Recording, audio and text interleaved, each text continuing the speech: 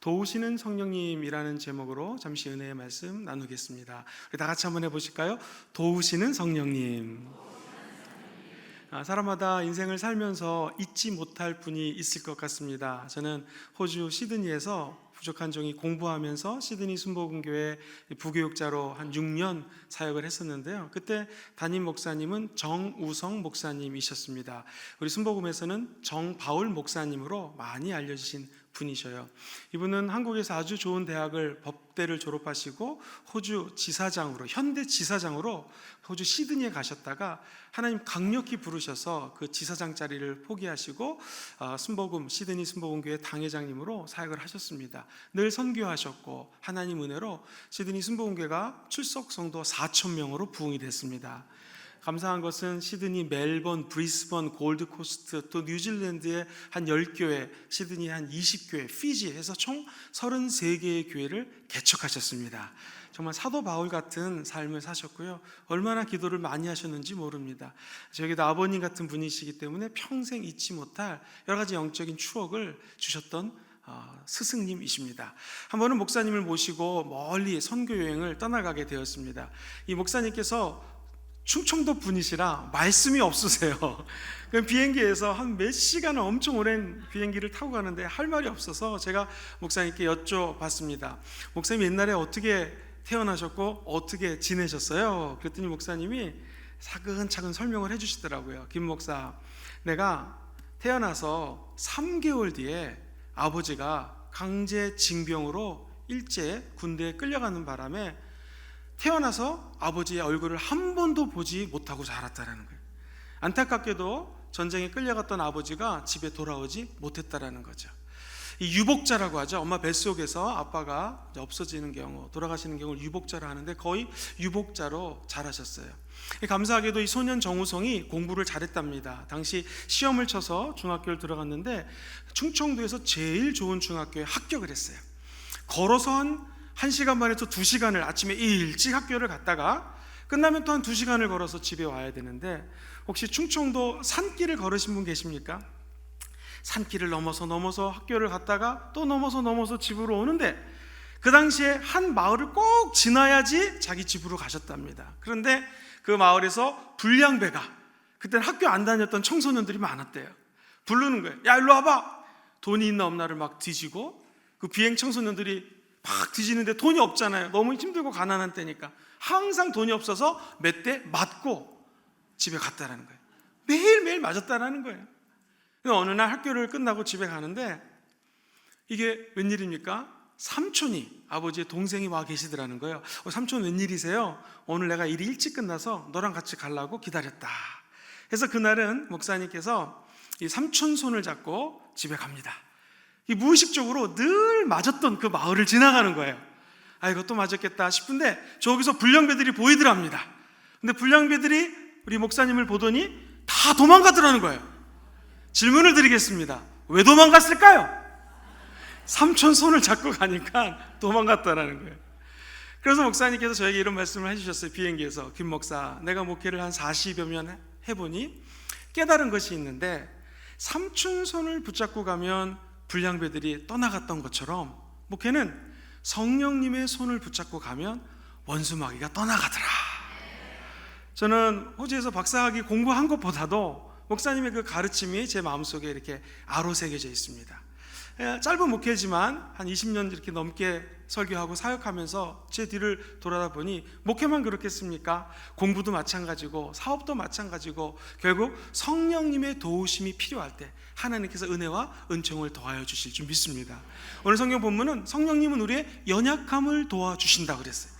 나중에 제가 성경 공부를 하다 보니 깨달은 것이 있는데, 이 연약함을 도와준다는 표현으로는 헬라어 원어상으로는요, 하나님이 우리의 손을 붙들어 주신다라는 거예요. 이건 히브리 사상과 연관이 됩니다. 연결이 돼요. 이사야 41장 10절에 보면 이런 말이 나요. 내가 나의 의로운 오른손으로 너를 붙들리라.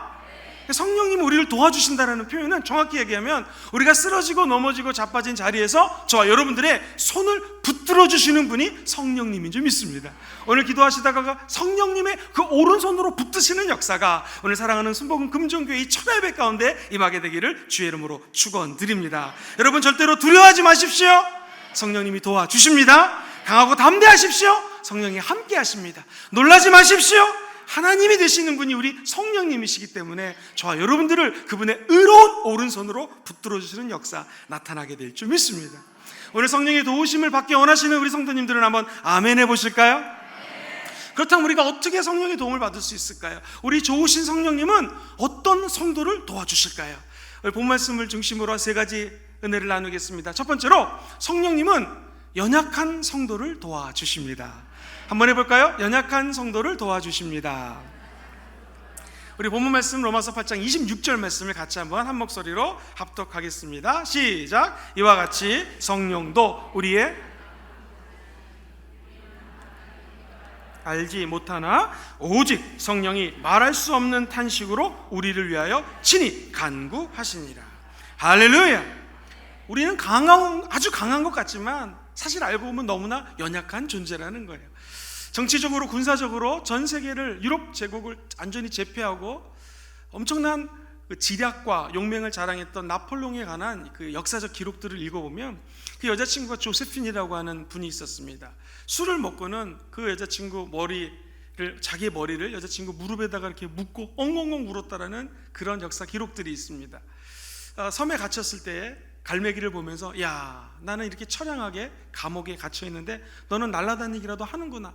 파도요, 너희들은 왔다 갔다 자유롭게 파도를 치는데 나는 이렇게 감옥에 있구나. 이런 뭘 의미합니까? 전 세계를 제패했던 정치 권력자도 사실은 그 안에 연약함이 있다라는 거예요. 약함이 있다라는 거예요. 얼마나 똑똑했냐면요, 전쟁 시 항상 텐트를 치게 만들었습니다. 숙소 옆에다가 여봐라 텐트를 쳐라. 그리고 거기다가 도서관을 만들었어요. 밤새도록 책을 읽고 공부를 했던 지략가입니다. 똑똑했던 사람이에요. 그러나 그 사람도 밤에는 엉엉엉 울었다라는 기록이 있습니다. 무엇을 의미합니까? 우리가 강한 것 같지만, 리더인 것 같지만, 높아 보이지만 우리 마음속에는 연약함이 존재한다라는 거예요. 지적으로 많이 아는 것 같지만 우리는 다 알 수가 없습니다. 공부를 많이 해도, 지식을 많이 쌓아도, 박사학위를 10개 따도 우리는 앞일을 알 수가 없어요. 내일 무슨 일이 일어날지 모릅니다. 기억하십시오. 우리는 연약한 존재라는 사실입니다. 오직 연약하면 우리는 성경에 마땅히 기도할 바를 알지 못한다고 얘기하고 있어요. 뭘 기도할지, 어떤 일이 벌어질지 알지 못한다는 거예요. 제가 재밌는 얘기 하나 해드리겠습니다. 어떤 사람이 너무 돈이 없어서 가난했대요. 지나가는데 주전자가 하나 있더래요. 주전자를 문질렀더니 뿅 하고 거인이 튀어나왔답니다. 거인이 하는 말이 너 소원이 뭐냐? 그래서 자기가 만지는 것마다 금이 되게 도와주세요, 이렇게 얘기를 했습니다. 응답을 받았어요. 책상을 만지면 책상이 금이 되고 만지는 것마다 그냥 금이 되는 거예요. 너무 좋아가지고 그냥 예수를 안 믿으니까 할렐루야 이 말은 못하고 놀렐루야 이렇게 얘기를 했대요. 근데 만지는 것마다 금이 됐는데 사랑하는 아내가 왔습니다. 여보하고 여보를 안았는데 아내가 금이 되더라는 거예요. 애들이 왔습니다. 애들을 안았는데 애들이 금이 됐다라는 거예요. 우리가 지금 오늘 금요철에 나와서 주옵소서 하는데 우리가 얼마나 연약한 존재인지 마땅히 기도할 바를 알지 못한다라는 거예요. 언제 어느 때 무슨 일이 벌어질지 모른다라는 것이.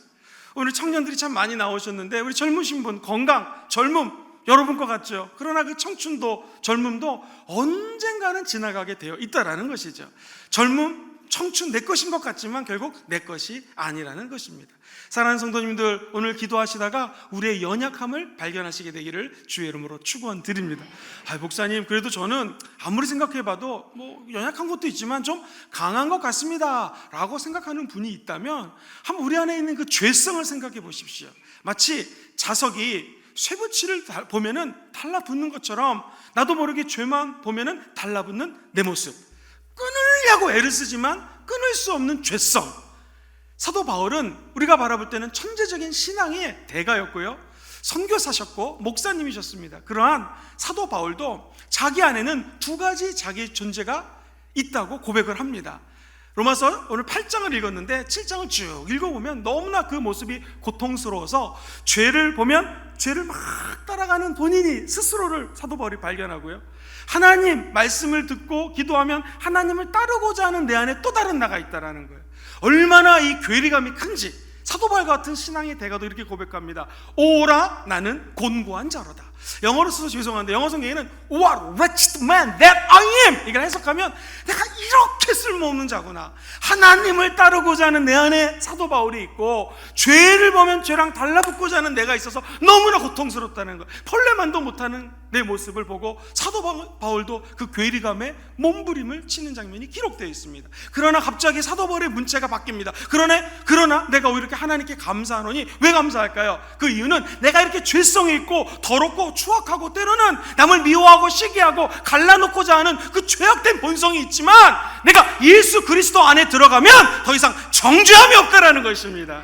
오늘 예수 그리스도가 이곳에 좌정하고 계신 줄 믿습니다. 그분 안에 쏙 들어가는 저와 여러분 되기를 주의 이름으로 축원합니다. 그럼 더 이상의 정죄함이 없어요. 죄책감이 떠나가는 거예요. 값없이 구원의 은혜를 받는 것입니다. 하나님의 은혜로 속량함을 받는 것이죠. 그 예수 그리스도의 십자가의 은혜가 오늘 이 자리에 있게 되기를 주의 이름으로 축원합니다. 이는 생명의 성령의 법이 예수 그리스도의 십자가 은혜 때문에 죄와 사망의 법으로부터 저와 여러분들을 자유케 하게 될 줄 믿습니다. 그 예수 그리스도의 은혜를 체험하는 자는 우리 안에 성령이 와 계신다는 것이죠. 내 안에 죄성이 있고 연약함이 있고 넘어짐이 있고 자빠짐이 있지만 기억하십시오. 오늘 이 밤에 하나님 너무나 연약하여 이 철야 예배에 나왔습니다. 그러나 제가 믿는 것, 성령님 저를 도와주실 줄 믿습니다. 저의 연약함을 거둬가시고 성령님의 강함으로 채워주시옵소서. 오늘 놀라운 그 성령 하나님의 은혜와 은총이 우리 사랑하는 순복음 금종교회 모든 가족들에게 임하기를 주의 이름으로 축원드립니다. 목사님, 그러면 기도를 많이 하는 목사님들은 강하시겠죠. 그런 것 같지만 또 그렇지 않습니다. 성경에 보면 엘리야라고 하는 선지자가 나와요. 영적 전쟁에 혁혁한 공로를 세운 위대한 종입니다. 그러나 그 다음 날 이사벨이라는 여인이 자기를 죽인다고 하니 겁이 났습니다. 젊은이 말로 쫄았습니다. 그래서 냅다 달려간 곳이 광야예요. 열왕기상 19장 4절 이하에는 재미있는 표현이 나와요. 여러분, 세계적인 주의종 구약에서 엄청난 위대한 일을 남겼던 엘리야라고 하는 선지자가 그 이세벨이라는 여인이 자기를 죽인다고 하니까 이렇게 얘기를 합니다. 주여, 차라리 저를 죽여주옵소서. 제 생명을 걷어가게 도와주옵소서. 기도 대장입니다. 엄청난 영적인 파워를 갖고 있는 선지자입니다. 그러나 그도 그 다음날 자기를 죽여달라고 하나님 앞에 고백하는 연약함을 드러낸다는 거예요. 고대 근동학을 연구한 학자들의 견해에 따르면 노뎀나무 밑에서 그렇게 고백합니다. 여러분, 화렵수, 나뭇이파리가 많은 그런 나무가 아닙니다. 저 기도하는 장면을 보십시오. 그 옆에 있는 그 침엽수 로뎀나무는 1m 20cm 정도입니다. 그러니까 저렇게 얇은 것들이 나와 있기 때문에 저 밑에 쭈그리고 앉아가지고 하나님께 기도하는 것, 나를 차라리 죽여달라는 것입니다. 기도를 많이 해도, 우리가 하나님의 말씀을 많이 알아도 우리 안에는 어차피 연약함이 존재한다는 거예요. 그러나 여기에 굿뉴스, 좋은 소식이 있습니다. 성령님은 저 여러분들의 연약함을 도와주신다라는 것입니다. 하나님 앞에 오늘 여러분과 저에 있는 모든 죄성을 내려놓게 되기를 주의 이름으로 축원합니다. 어차피 연약함을 주 앞에 고백할 때에 성령님은 반드시 저와 여러분들을 도와주십니다. 성령님은 우리의 연약함을 도와주시나니, 마땅히 기도할 바를 알지 못하는 연약한 우리를 성령이 우리 안에서 말할 수 없는 탄식으로 기도해 주시는 줄 믿습니다. 오늘 밤에 그 성령님을 꼭 만나고 돌아가시게 되기를 주의 이름으로 축원합니다. 괜히 하나님 앞에서 강한 척하지 마시고 하나님 앞에서 연약해지시기를 다시 한번 주의 이름으로 부탁드립니다. 두 번째로, 성령님은 어떤 사람을 도와줄까요? 성령님은 하나님의 뜻대로 살고자 하는 성도를 도와주십니다. 한번 같이 볼까요? 하나님 뜻을 따르는 성도를 도와주신다. 우리 본문 말씀 로마서 8장 27절 말씀을 다 같이 한번 합독하시겠습니다. 시작. 마음을 살피시는 이가, 이는 성령이 하나님의 뜻대로 성도를 위하여 간구하십니다. 할렐루야. 하나님이 하나님의 뜻대로 저 여러분들에서 간구하신다라는 거예요. 이거 참 성경 말씀이 너무나 재밌는 게요, 제가 조금 이렇게 공부를 해봤더니 하나님의 뜻대로 간구하신다는 것이 정확히 얘기하면 하나님이 저와 여러분들을 향한 계획이 있어요. 그러니까 우리가 하나님의 계획을 따라가고자 할 때에 성령님이 도와주신다라는 거예요. 다시 말해서 내 뜻이 있고 내 계획이 있고 하나님의 계획이 있는 거예요. 우리가 이곳에 왜 왔는가? 내 계획을 무너뜨리고 하나님의 계획을 따라갈 때 성령님이 도와주신다는 것입니다. 어떤 일을 결정하실 때 하나님을 따르시고 하나님의 계획을 알기 위해서 기도하시게 되기를 주의 이름으로 축원합니다. 예수 그리스도님의 기도가 왜 뛰어난 것인가? 성경에 보면은 마태복음 26장 42절에 우리 예수님의 기도를 같이 한번 읽어보겠습니다. 시작. 다시 두 번째 나아 기도하여 이르시되 내 아버지여, 만일 내가 마시지 않고는 이 잔이 내게서 지나갈 수 없거든 아버지의 원대로 되기를 원하나이다 하시고, 예수님도 하나님의 뜻을 따르기 위해서 누가복음 이렇게 얘기를 하고 있습니다. 힘쓰고 애쓰고 더 간절히 기도했다라는 거예요. 한번 따라해볼까? 힘쓰고 애쓰고 더 간절히 기도합시다. 근데 중요한 것은 왜 그렇게 애쓰고 힘쓰고 더 간절히 기도했어요? 예수님의 뜻이 아닌 하나님의 아버지의 뜻을 알기 위함이라는 것입니다. 오늘 우리가 말씀 마치고 기도할 때 더 힘쓰고 애쓰고 더 간절히 기도하시게 되기를 주의 이름으로 축원합니다. 근데 어떻게 기도하셔야 돼요? 기도하는 방법이 내 뜻이 아닌 아버지의 뜻을 따라 기도할 때 성령님이 이 가운데 임하사 저 여러분들을 의로운 오른손으로 붙들어 주시게 될 것입니다. 도와주실 것입니다. 오늘 이 밤에 나와 기도 응답 받기 원하시는 분들은 한번 아멘 해볼까요? 요한일서 5장 14절 말씀을 기억하셔야 됩니다. 응답 받기 원하시는 분들은 같이 한번 5장 14절 말씀을 한번 읽어보겠습니다. 시작. 네, 할렐루야. 요한일서 5장 14절 시작. 그를 향하여 우리가 가진 바 담대함이 이것이니 그의 뜻대로 무엇을 구하면 들으심이라. 할렐루야. 어떻게 하시면 들으셔요? 그의 뜻대로 기도해야 돼요. 오늘 저와 여러분들의 뜻이 예수 그리스도의 십자가 앞에다 묻힐지어다. 특별히 오늘 귀신이 사탄이 주는 악한 계획들이 예수의 이름으로 떠나갈지어다. 하나님의 뜻이 이루어지게 되기를 주의 이름으로 축원합니다. 원수 마귀의 뜻은 죽이고 도적질하고 멸망시키는 게 마귀의 뜻입니다. 하나님의 아들이 이 땅에 오신 목적은 무엇입니까? 저와 여러분들을 마귀로부터 자유케 하기 위해서 이 땅에 오신 줄 믿습니다. 생명을 얻되 넘치고 흔들어 누르고 엄청난 축복을 주시기 위한 것이 하나님의 뜻이라는 것이죠. 저 여러분들이 기도할 때 주의 뜻대로 기도하시게 되기를 다시 한번 주의 이름으로 축원드립니다. 그러면 성령님이 나타나서 도와주시는 거예요. 왜? 내 뜻도 없습니다. 이제 사탄의 뜻도 없어요. 오직 하나님의 뜻이 이곳에 계신 모든 성도님들의 삶을 통하여 이루어질지어다. 우리 자녀들을 통하여 이루어지게 되기를 주의 이름으로 축원드립니다. 목사님, 그런 말씀이 나왔으니 한번 하나님의 뜻을 조금 쉽게 성경에서 얘기하는 거 한 가지만 좀 알려주시겠습니까? 한다면 이 로마서 안에 12장 2절에 보면 이런 말씀이 나옵니다. 여기 보면 하나님의 뜻이 세 가지를 우리가 분별할 수가 있어요. 우리 로마서 12장 2절 말씀만 2절 좋습니다. 너희는 시작. 너희는 이 세대를 본받지 말고 오직 마음을 새롭게 함으로 변화를 받아 하나님의 선하시고 기뻐하시고 온전한 뜻이 무엇인지 분별하도록 하라. 자, 가만히 보시면 하나님의 뜻이 세 가지 정도 있대. 다시 한번 성경 말씀 좀 올려주시겠습니까? 할렐루야. 우리 방송실에서 근무하시는 집사님에게 격려의 박수 한번 좀 보내주시죠. 아주 잘하고 계십니다. 저기 보시면 하나님의 무슨 뜻이 있어요? 선하신 뜻. 두 번째 뭐가 있어요? 기쁘신 뜻. 세 번째 온전한 뜻이 있어요. 예를 들어보겠습니다. 오늘 여러분들이 이곳에 나와서 예배 드리는 모습을 보고 하나님은 참 착하다, 선하다 이렇게 칭찬해 주실 줄 믿습니다. 우리가 볼 때 하태호 장로님은 어르신이고 존경하는 장로님이지만 하나님 보시기에는 자녀죠. 아멘? 하나 이렇게 하시는 거예요. 태호야, 너 오늘 나와서 내가 참 기쁘다. 할렐루야. 죄송합니다, 장로님 반말을 해서.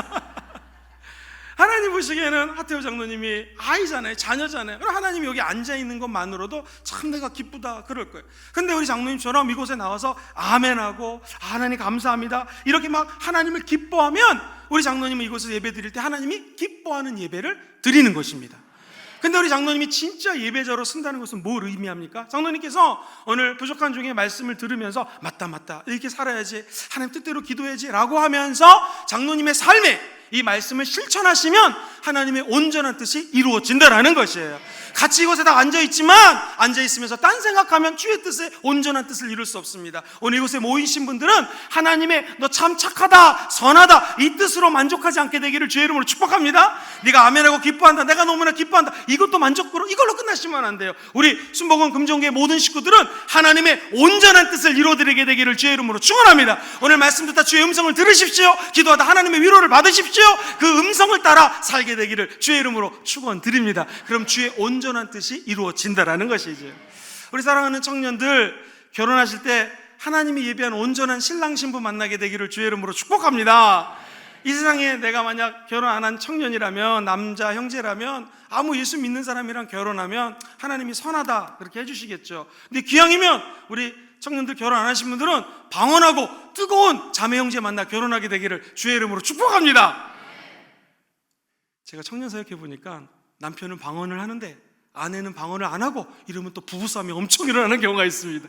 기왕이면 같은 코드를 가지고 우리 순복음의 신앙을 갖고 있는 형제자매가 만나 결혼하면 하나님 기뻐하시겠죠. 그러나 방언하는 형제자매가 뭐 전국에 한둘이겠습니까? 전 세계 얼마나 많아요. 하나님이 오늘 결혼하지 못한 형제자매들에게 하나님이 예비해 놓은 온전한 형제자매가 있는 줄 믿습니다. 제가 여러분들을 위해서 기도하는 것은 우리 자녀들이 결혼할 때 꼭 예수 믿는 집안에 형제자매랑 결혼하기를 주의 이름으로 소망합니다. 특별히 하나님이 우리 자녀들 하나님이 택해놓은 온전한 자를 만나게 되기를 주의 이름으로 기도합니다. 하나님은 적어도 이런 세 가지 뜻이 있다라는 거예요. 하나님께서 참 선하다 만족하지 마세요. 난 네가 기뻐하다 너무 좋죠. 그러나 저 여러분들은 기왕이면 기도하시다가 하나님의 온전한 뜻, 영어로는 perfect will이라고 있습니다. 완벽하신 하나님의 뜻을 발견하시고 그 길을 따라 행진하는 여러분 되기를 주의 이름으로 축원드립니다. 하나님의 뜻을 따라 계획을 따라 기도할 때 성령님이 도와주신다라는 거예요. 우리 하나님 성령님이, 하나님의 영 성령 하나님이 이 가운데 임하사 저와 여러분들을 도와주시는 역사 예수 이름으로 임하게 되기를 주의 이름으로 축원드립니다. 성령님은 누구를 도와주신다고요? 첫 번째, 연약한 성도를 도와주십니다. 두 번째, 누구를 도와주신다고요? 하나님의 뜻대로 살고자 하는 성도를 도와주십니다. 이제 세 번째입니다. 성령님 누구를 도와주시나요? 하나님을 사랑하는 성도를 도와주십니다. 다 같이 해볼까요? 하나님을 사랑하는 성도를 도와주십니다. 제가 개인적으로 가장 좋아하는 성경 말씀 중에 하나입니다. 로마서 8장 28절 말씀을 다 같이 한번 암송하는 마음으로 큰 소리로 읽어보겠습니다. 시작. 우리가 알거니와 모든 것이 합력하여 선을 이루느니라. 할렐루야. 제가 여러분들에게 여쭤보겠습니다. 오늘 이 밤에 철에 나오신 여러분들 하나님을 사랑하십니까? 아멘. 그러면 성경 말씀은 하나님을 그렇게 사랑하면 하나님의 뜻대로 부르심을 입은 자라는 거예요.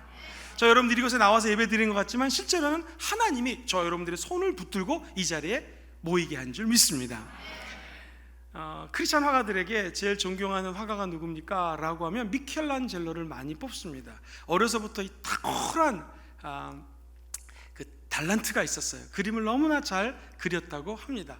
보톨도 지오바니라고 하는 선생님이 얘를 보니까 너무 얘가 탁월한 재질이 있는 거예요. 달란트가 있는 거예요. 그래서 선생님이 고민을 하다가 이 소년 미켈란젤로를 데리고 손을 잡고 저기 술집 앞에 있는 조각상을 보여줍니다. 너 이거 잠깐 묵상해라, 생각해봐라, 감상해라. 그런 다음에 시간이 좀 지났습니다. 이제 큰 성전 앞으로 데리고 갑니다. 그리고 그 손을 잡고 제자에게 여기에 있는 천사 조각상을 네가 좀 감상해라 그래. 다시 스승이 아예 손을 잡고 집에 옵니다. 그리고 물어봅니다. 얘 미켈란젤로야, 너 오늘 두 가지 작품을 감상했는데 어떤 작품을 만들고 싶니? 첫 번째 작품은 술집 앞에서 사람들이 술을 먹고 이렇게 술 취해가지고 감상하는 작품이었다. 두 번째는 성전 앞에서 주의 종들이, 성도들이 감상하는 작품이었다. 너는 네가 갖고 있는 그 은사를, 달란트를 누구를 위해서 사용하겠니? 그랬더니 소년 미켈란젤로가 이렇게 얘기합니다. 하나님을 위해서 사용하겠습니다. 그리고 이 아이는 믿음을 갖고 신앙을 갖고 하나님을 뜨겁게 사랑하기 시작합니다. 그리고 하루는 시스턴 성전 위에 천지창조라고 하는 위대한 작품을 그리게 됩니다. 지금은 엘리베이터 비슷한 거 타고 올라가서 그리지만 그때는 사닥다리 타고 올라가서 그리는 거예요. 너무 열심히 천정에다 그림을 그리니까 위에 있는 미켈란젤로를 향해 사람들이 소리칩니다. 미켈란젤로 씨, 뭐 누가 본다고 그러셔? 대충 하셔. 그렇게 얘기를 했답니다. 그때 미켈란젤로가 유명한 말을 남기죠. 누가 본다니요? 하나님이 보고 계십니다. 난 하나님을 사랑하는데 그분이 나를 보고 계심으로 나는 최선을 다할 수밖에 없습니다. 이런 뜻이죠. 두 번째, 이걸 누가 열심히 그리는지는 내 자신이 압니다. 코람데오, 하나님의 면전의식, 하나님 앞에서 신앙생활 한다라는 것이죠. 저는 여기 계신 모든 분들이 오늘 적어도 하나님이 살아계신 것을 다 믿고 이 자리에 모인 줄 믿습니다. 기냐 온 것 같지만 하나님을 사랑하는 자, 그 뜻대로 부르심을 입은 자들입니다. 성령 하나님이 저 여러분들을 손을 붙들고 오늘 이곳에 불러 모아주신 줄 믿습니다. 하나님을 사랑하면 항상 가치 있게 되기를 원한다라는 것이죠. 한번 여쭤보겠습니다. 하나님, 우리 성령 하나님을 사랑하십니까? 그럼 그분과 같이 있기 원한다라는 거예요. 제가 청년 사역을 좀 오래 했는데 한 청년이 사랑에 빠졌어요. 세상에 한국으로 전화를 거는데요, 5시간 30분을 통화를 하는 거예요. 통화비가 엄청나게 많이 나오는데 뭘 의미합니까? 사랑하니까 5시간 30분 통화하는 게 아깝지가 않아요. 그래서 제가 물어봤습니다. 그 통화비 많이 나올 텐데 어떻게 했냐 그랬더니, 목사님 이틀째 금식하고 있어요. 할렐루야 그러더라고요. 밥을 안 사 먹으면서 사랑하는 사람하고 통하고 싶은 거예요. 저 여러분들은 오늘 이곳에 나와서 사람을 사랑하시기 전에 하나님 사랑하기에 모인 줄 믿습니다.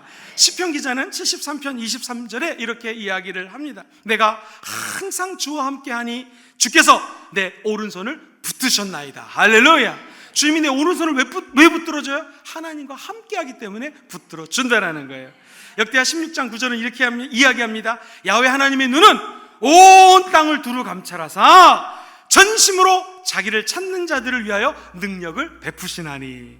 우리 하나님께서 오늘 이 밤에 온 땅을 두루 감찰하사 하나님의 눈이 오늘 부산 금정구에 꽂혀 계신 줄 믿습니다. 우리가 해야 될 일은 믿음의 주여 온전케 하시는 예수 그리스도를 바라볼지어다. 그분을 바라보면 하나님이 온 땅을 두루 감찰하사 여러분과 거룩한 눈맞춤이 임하게 될 줄 믿습니다. 그 거룩한 눈맞춤을 통하여 영적인 화학 반응이 일어나고 핵폭탄 같은 것이 떨어져서 예수 그리스도의 사랑의 복음이 부산을 넘어 온 열방을 향하게 되기를 주의 이름으로 축원드립니다. 여러분, 예수님을 사랑하십니까? 그럼 제가 목사로서 여러분들 축복합니다. 이제 모든 것들이 합력하여 선을 이룰지어다. 생각해 보십시오. 요셉이라고 하는 청년은 애굽 상인에게 팔려갑니다. 인생 끝났나 보다 그랬을 거예요. 원망하지 않았습니다. 최선을 다했어요. 있는 자리에서 열심히 노력했습니다. 결국 애굽의 총리가 됩니다. 부모 형제를 다시 만나게 됩니다.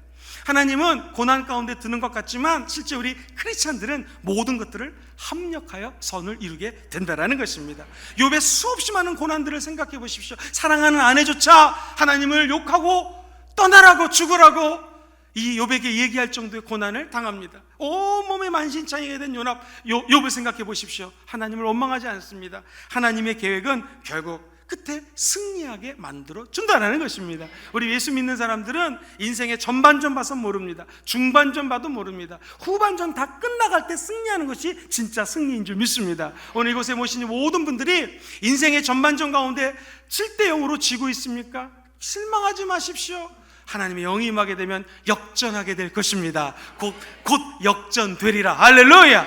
어떤 사람들에게 역전승을 선물해 주십니까? 끝까지 하나님을 사랑하는 성도들을 우리 주님께서 붙들어 주실 것입니다. 사도 바울의 고통을 생각해 보십시오. 배가 파손이 됩니다. 도대체 내 인생이 무엇인가? 그러나 하나님은 그 배가 파손되는 가운데서도 로마로 사도 바울을 옮기기 위한 계획이 있다는 것이죠. 오늘 하나님을 사랑하는 저와 여러분들에게는 모든 것들이 합력하여 선을 이루게 될 줄 믿습니다. 오늘 우리는 이 부산 지역에 살고 있습니다. 제가 예전에 한번 들었던 간증인데요, 가난한 시절 등대조차 없었던 이 항구에 있던 한 섬이 있었습니다. 항구랑 가까운 섬이 있었습니다. 엄마랑 아이들하고 할머니들은 섬 마을에 남고 아빠들이 통통 배를 타고 물고기를 잡으러 갔습니다. 통통통통통통 배를 타고 멀리 바다로 나갔는데 이게 웬일입니까? 갑자기 돌풍이 오고 태풍 같은 것들이 다가옵니다. 그러니까 이 배를 어떻게 할지 몰라가지고 이제 거기 있는 아빠들이 다 이거 죽나 보다 하는데 엎친 데 겹친 격으로 등대에 이 불이 고장나서 불빛이 안 보이는 거예요. 어딘지 불빛이 보이면 육지인지 알고 열심히 배를 글로 모를 텐데 알 수가 없는 거예요.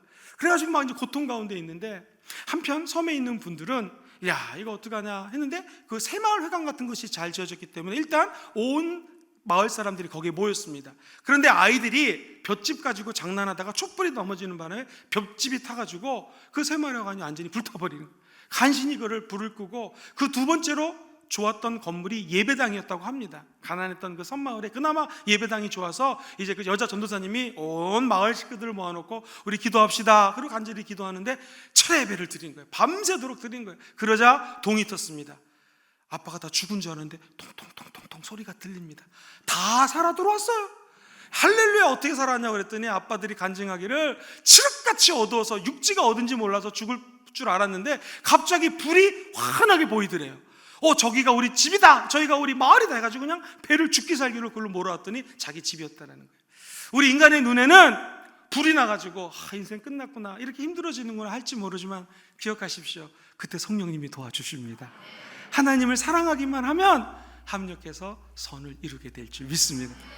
제가 여의도 순복음교에서 사역할 때 용산대교구에서 2년 정도 교구를 맡아서 사역을 했습니다. 출근을 하는데 극동방송을 늘 듣고 다녔어요. 근데 미국에서 아주 사업을 크게 하시는 장로님이 한국에 오셔서 이런 간증을 하더라고요. 저는 굉장히 은혜 받았습니다. 이분은 자기가 큰 사업을 하게 되는데 사업이라는 것이 맨날 잘 되지 않죠. 항상 업앤다운 있지 않습니까? 근데 사업이 안 될 때는 이렇게 기도하면 갑자기 사업이 잘 된대요. 그 기도 방법을 알려드리겠습니다. 알고 싶으시죠? 그 장로님의 기도 방법은 이렇습니다. 주님 아시죠? 이러면 응답을 받는다라는 거예요. 도대체 궁금했습니다. 무슨 놈의 기도가 주님 아시죠? 이런 기도일까? 근데 그 장로님의 간증 인증은 이 사업을 하다가 힘이 들면 아무도 모르게, 목사님이 힘들면 아무도 모르게 목사님 도와주는 거예요.